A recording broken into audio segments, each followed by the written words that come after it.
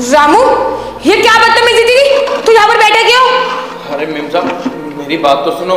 माँ को सब कुछ सच बताता हूँ। क्या बात सुनो तेरी? तेरी हिम्मत कैसी होगी यहाँ बैठने की? तुझे दिखा नहीं मैं यहाँ पर बैठने जा रही थी और तूने छी। आने दे भैया को बताऊंगी। भैया, भैया कहाँ पर हो? मेरी बात तो सुनो। चुप रहे। हाँ क्या हुआ? देखो ना भैया, मैं जब यहाँ पर बैठने जा रही थी ना और रामू बैठ गया और मैं उसके ऊपर बैठ गई थी। इसके ना गलत इरादे, आपने से घर से निकाल दो। रामू, तेरी इतनी हिम्मत? अरे नहीं भैया, प्लीज मेरी बात तो सुनो। क्या बात सुने तेरी? तुझे हम इस घर में लेके आए भैया, आपने तो छोटा भाई माना था और ये आपकी बहन के साथ ही इतना घिनौना काम कर रहा है। आप इसके ऊपर कितना विश्वास करते थे। रामू तो आपका भाई जैसा था ना भैया। हमने रामू के लिए क्या क्या नहीं किया।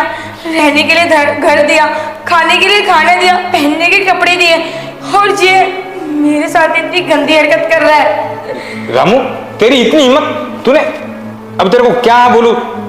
तेरी हिम्मत कैसे हुई यहाँ पे बैठने की? पहले तो ये बता दूं। अरे साहब, मेरी बात तो सुनो। अरे आप मेरी बात सुन नहीं रहे, उल्टा मुझे सुनाए जा रहे हो। मैम साहब प्लीज मेरी बात तो सुनो, मैं कहना क्या चाहता हूं। ठीक है, हम तेरी बात सुन रहे हैं। बता, क्या बताएगा? अब बताने के लिए बचा ही क्या है? अरे मैम साहब मेरी बात तो सुनो। वो ना सोफे में पानी गिर गया था गलती से मुझसे और आपके नए कपड़े थे और जैसे आप आए मैं सारा ध्यान फोन में था और जैसे आप बैठने वाले थे मुझे लगा आपके कपड़े खराब ना हो जाए, इसलिए आपके बैठने से पहले मैं उधर बैठ गया। आपको लगा मैं आपके साथ कुछ गलत कर रहा हूँ, पर मैम साहब मेरी ऐसी कोई भी नजर नहीं थी। मैम साहब प्लीज मुझे माफ कर दो अगर आपको मेरी कोई बात बुरी लगी है तो। और साहब आप भी, मुझसे जाने में थोड़ी सी गलती हुई है, मैंने जानबूझ के नहीं किया।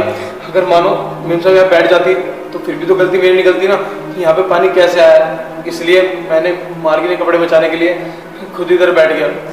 तो रामू, तुझे मुझे बता देना चाहिए था ना।